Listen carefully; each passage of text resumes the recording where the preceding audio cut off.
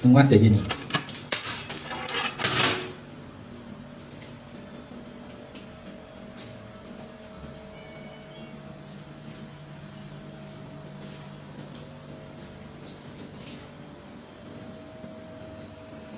Jadi kenapa dia boleh jadi gini ni? Biasanya kalau gini ni, plaster kita buat ni, dia tak lekat dekat sini ni. Kenapa dia boleh tak lekat? Kita tengok sini lah. Nampak tak ni? Sini yang dia buat ni, peroi. Ataupun panggil rapuh lah. Kalau pakai tukur pun sama juga. Tengok. Pakai tukur. Nampak?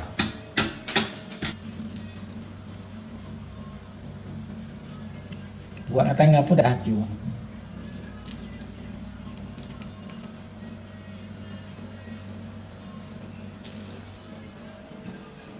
Jadi kenapa dia boleh peroi ni? Biasanya kalau gini ni pasir lagi banyak daripada simen. Senang cerita, tukang yang buat ni dia nak jimat lah, dia nak untung lebih. Jadi dia letaklah pasir banyak, simen sikit. Jadi bila lama-lama dia akan jadi gini lah. Dia akan jadi gini.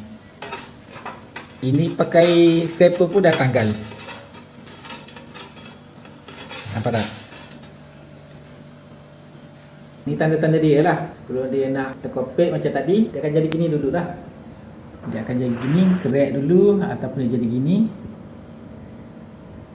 Lepas tu dia jadi bengkak. Dan last sekali dia akan jadi gini lah. Ini tunggu masa je. Kalau saya ketuk, tengok. Kenapa tak ni? Nampak ni? Tengok. Ini pasir lebih lah ni. Simen sikit.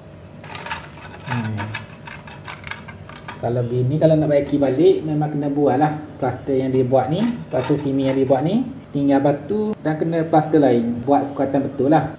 Habis kalau macam mana nak buat ni supaya dia tak peroi ni dan bagi cantik balik, kita plaster pakai flexi compound lah. Dan kita plaster balik jadi macam dinding asal lah.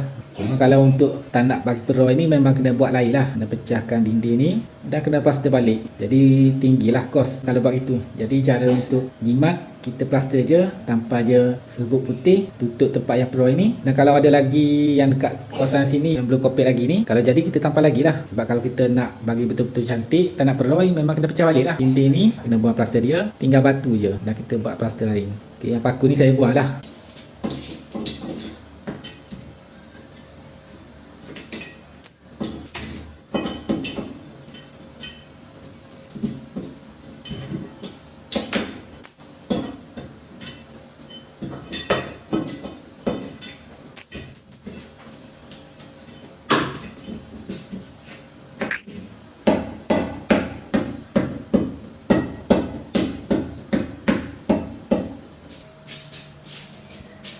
Tempat yang ni pun sama juga, tengok.